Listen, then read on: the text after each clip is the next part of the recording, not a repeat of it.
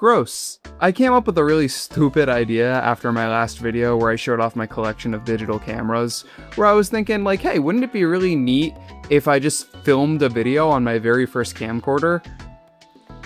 You're all gonna regret that I had that idea. So this is the flip video. I'll get into the history of this when I'm filming with it, but I want to give you a quick device tour because this was the very first camera that I ever owned myself. This predates all of my digicams, it predates all of my actual camcorders. This thing was really neat when I was a kid. Basically, it is a flash storage based camcorder that records in 480p 4x3. It has a swing out USB stick, that way you can connect it directly to your PC. The controls are incredibly simple. You just hit record, you can play back, you can delete shit that you don't like. It has an awful digital zoom, and the power button's right there.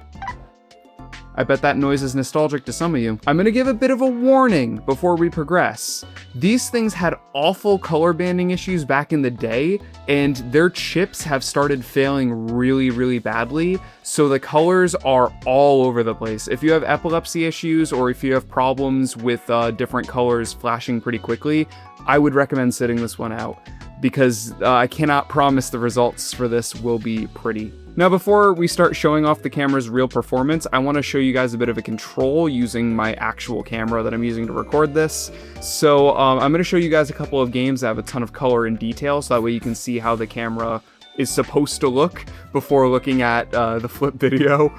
So here's Frogger on the Game Boy. Take in the foil, take in the early 3D model, take in all the color. There's a lot of color on this box art. And there's a good amount of detail, but not as much detail as on Pac-Man Museum. This has a ton of detail on it and a lot of small elements, a ton of color. So these are what these games are supposed to look like, and you will also see them on the poor flip videos. Your final warning to those with photosensitivity: I'm about to begin recording with this camera. You have been warned. Well, this doesn't look or sound very good, does it? Yeah, let me go ahead and bring in the colored elements. So here's Pac-Man Museum. The detail just gets absolutely lost and the colors are just broken on this damn thing. And then here is Frogger. Again, detail is just completely lost. Wonderful. Okay, who wants to hear a bit about the flip video? So the first flip video released in 2006, and it did fill a niche in the market. Consumer level camcorders were bulky, they were big, they didn't have a ton of storage unless you carried around an assload of tapes. So the flip video did absolutely fill a niche in the market at the time. The problem was, it didn't hold that position for very long. A year later in 2007, this one, the Flip Ultra, released. And they basically just kept making slight improvements every single year, leading up to 2011 when it was eventually discontinued. Now, like I said, when this thing first came out, it did fill a niche in the market. There were people looking for small pocketable camcorders because a lot of digital cameras at the time just couldn't shoot video well. And of course, cell phones at the time, you were lucky if they had video features. The problem is, like I just said, they didn't fill the niche for particularly long. This Flip Ultra was released in 2007, and you know what came out less than 2 years after that? The iPhone 3GS. And yeah, this thing kinda made flip videos and pocketable oh, holy shit. Did you guys see that? Oh, this thing's about to die, isn't it? Like, permanently. Oh, Christ. God, it's like analog horror. You can't make this shit up. Anyway, let's carry on. So, about 2 years later, the iPhone 3GS came out, and this thing kind of made the normal pocket camcorders like the flip video completely unnecessary, because why would you need something like this that can barely record, if at all, when your cell phone that you're already carrying around in your pocket can record video just fine? In 2009, to compete with this, they released the Flip Ultra HD, which may look identical to the original model, but it does say HD on the back, and it can record in high definition, 720p. It's a very soft 720p. As a matter of fact, I'm going to switch to that right now, so that way you're not looking at my Smurf hands anymore. Frogger. Pac-Man Museum. The detail's there. It's a little, like I said, it's fuzzy. This is a really fuzzy 720p. It doesn't look great, but the colors are at least accurate.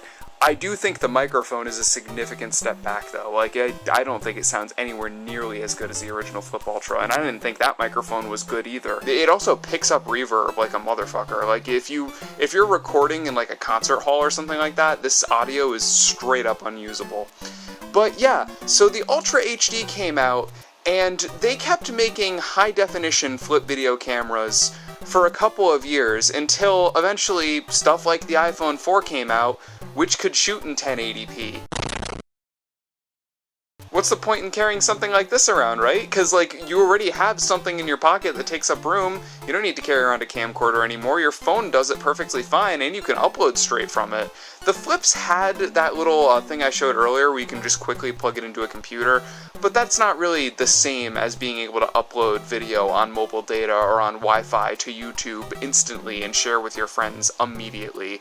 Especially when, not too long after the Flip videos were discontinued, smartphones started getting very good. Now, the Samsung Galaxy S5 was the one I had at the time, and it's the one that I'm choosing for this example because it came out around 4 years after the last Flip video did. The last Flip video shot video very similarly to the one that's filming this right now, and the Galaxy S5 could shoot in 4K. So that just completely destroyed the Flip video's stronghold on the market. Any semblance of hope that you should ever pick up a Flip video when this phone came out was just immediately crushed, considering the fact that this literally shot double the pixels. I don't remember if this was the first cell phone that was capable in shooting video in 4K, but I remember it was one of the first, and it was huge, and that's when the resolution wars started really beginning. The Flip Ultra and the Flip Ultra HD were definitely cool camcorders for their time, and they filled a niche in the market, but they are a blip on the radar of the history of video production and video filmmaking. There is really no reason to go back and mess with them today unless you're making a YouTube video specifically like this one. And there you have it. Neat little blip in the history of camcorders and camera history. Yeah, these things definitely are nostalgic to me. They're not great. I definitely wouldn't return to use either of them in a commercial, professional, or even personal aspect nowadays. They're not particularly nostalgic in terms of their output. The video on both of them just kind of looks like shit nowadays. I suppose this one would be kind of cool for recording a horror film, but that's not really the intended look for it. So, yeah, I just wanted to do a bit of an experiment showing off my Flip videos, showing you the actual camera I used growing up. It wasn't this exact one, by the way. I didn't mean to disillusion you there. Mine died years ago, and this one's knocking on death's door, too. I bought this on eBay a while back. But yeah, this has been Dan Rock. I'll see you guys later.